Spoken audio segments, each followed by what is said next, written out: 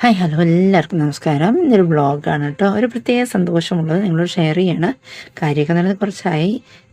മാലിന്യ വിമുക്ത കേരളം എന്നുള്ളൊരു പദ്ധതി നമ്മുടെ കേരളത്തിലൊക്കെ ഉണ്ടായിരുന്നു. അതിനോടനുബന്ധിച്ച് ഓരോ പഞ്ചായത്തിലും അതിന് അനുമോദനമൊക്കെ ഉണ്ടായിരുന്നു. അങ്ങനെ ഞങ്ങളുടെ ഹൗസിംഗ് കോളനിക്കും നല്ല മാലിന്യ വിമുക്തമായ നല്ലൊരു കോളനി എന്നൊരു അനുമോദനവും, അതുപോലെ തന്നെ ഞങ്ങളുടെ വാർഡ് ഏറ്റവും നല്ല വാർഡ് എന്നുള്ളൊരു പുരസ്കാരം ലഭിച്ചു.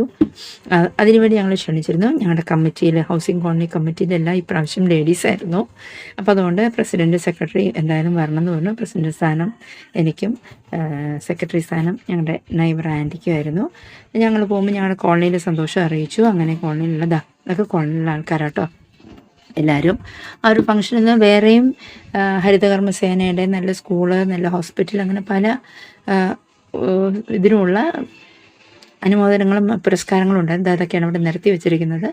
ഒരു ചായ സൽക്കാരമൊക്കെ ഉണ്ടായിരുന്നു. മുന്നിൽ ഇങ്ങനെ ധാരാളം ട്രോഫീസ്, മൊമെൻറ്റോസൊക്കെ ഇങ്ങനെ നിരത്തി വെച്ചിട്ടുണ്ട്.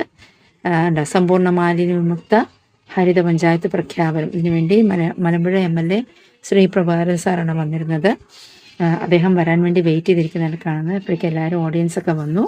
ഇത് തൊട്ടടുത്ത് തന്നെയാണ് ഇതിനുള്ള ഇതുണ്ട്. പോലീസ് ക്യാമ്പിനൊക്കെ കുറച്ച് പുറത്തുള്ളൊരു സ്ഥലത്താണ് പരിപാടിയൊക്കെ നടന്നിരുന്നത്. അങ്ങനെ പല കുട്ടികൾക്കും അങ്ങനെ പലർക്കും കൊടുക്കാനുള്ള മൊമെൻറ്റോസ് അവിടെ ഉണ്ടായിരുന്നു.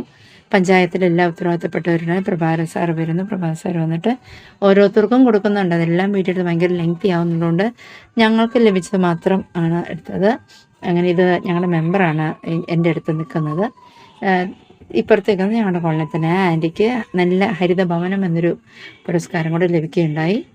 അങ്ങനെ വളരെ സന്തോഷം തോന്നി. ഞങ്ങളുടെ കോളനിയിൽ എൻ്റെ മമ്മി, മെമ്പർ, ഈ ആൻറ്റി, ഞങ്ങളുടെ നൈബേഴ്സ് എല്ലാവരും കൂടെ ഇത് പഞ്ചായത്തിലെ സെക്രട്ടറി, പ്രസിഡൻറ്റ്, ജോയിൻറ്റ് സെക്രട്ടറി, അങ്ങനെയുള്ളവരെല്ലാവരും കൂടെ ചേർന്ന് നിന്ന് അവിടുത്തെ സ്റ്റാഫൊക്കെ കൂടെ ഞങ്ങളോട് നിന്ന് എടുത്ത ഫോട്ടോ ആണ്. അതിൽ സന്തോഷം തോന്നി. കാരണം നമ്മളിതൊന്നും കിട്ടുമെന്നൊന്നും പ്രതീക്ഷിച്ചല്ല ചെയ്ത്. ഇതാണ് ഞങ്ങൾക്ക് കിട്ടിയ മൊമെൻറ്റ് കേട്ടോ.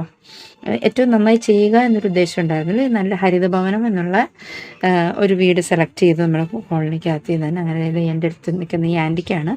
ആൻറ്റി നല്ല പൂച്ചെടിയും ഗാർഡനിങ്ങും നല്ല വൃത്തിയായിട്ടൊക്കെ വെക്കുന്നത്.